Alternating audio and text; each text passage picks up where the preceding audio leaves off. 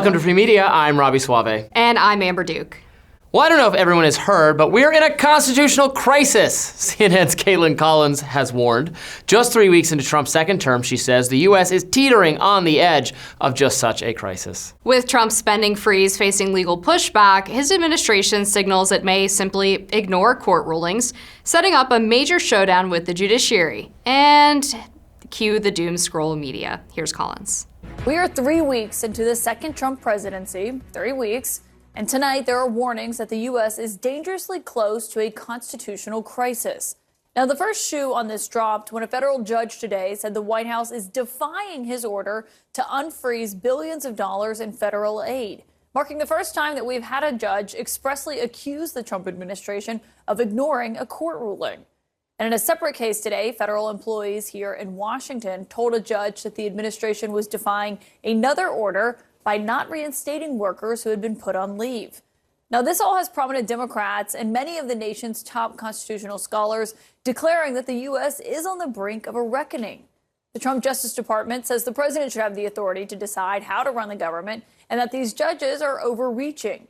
And some of the president's allies say the judges should not be judging any of the moves to shrink the federal government.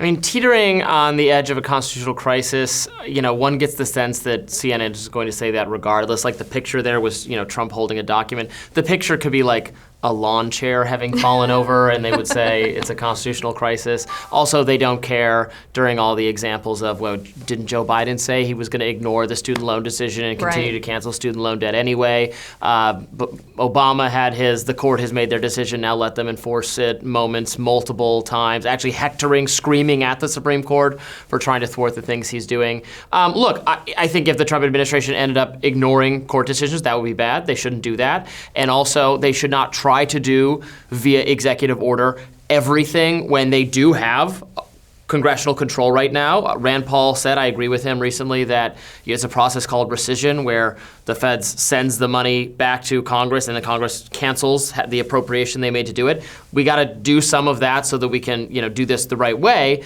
But in the meantime, there's no evidence yet that there's a constitutional crisis. Yeah, I think the proper thing to do would be to wait for these things to go to the Supreme Court, but that's obviously part of the Democrat agenda, is to try to slow roll whatever Trump's doing and force it up to the Supreme Court, which then they'll cry about too, because the Supreme Court is compromised because it's Trump's conservative picks on the court. That'll be the constitutional crisis when the Supreme Court says that doing this is fine. I think it's a lose-lose for Trump, regardless of which way he goes. But, Biden and Obama are the ones to thank for the Democrats for sort of setting this precedent that you can just ignore court rulings. But I will say, on the merits of these judgments, they seem absolutely lunatic to me. The idea that the executive doesn't get to decide how they dole out the funds that Congress appropriates, a freeze seems totally consistent with that, especially considering when you go to the past administration, there was obviously this concern that Trump was going to pause funding of the Ukrainian war,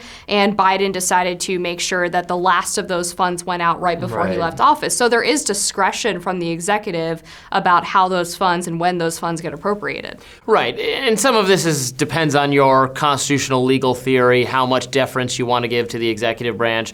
Obviously, the system set up by our founders, despite the brilliance of our founders, didn't really, I don't think they anticipated the situation where we're in now, whereas really the two-party system overshadowed. They imagined, well, what if Congress and the president and the court are all, fighting? Like, they imagined each branch being its own faction, I think more so than two political parties who occupy all three different branches, and Congress tries to work in tangent with the president when they have the same party, and they don't when they're not. And that's really the main mechanic of our government. So, if Republicans control Congress and they don't want this money, they're not trying to assert their authority over Trump because it's controlled by Republicans. They're the same party. That said, again, they should come together now and cancel out some of that funding that has been exposed in recent weeks as totally laughable. USAID taking we talked on Rising today with Emily Kopp from Daily Caller about all of the free the plane rides for EcoHealth Alliance that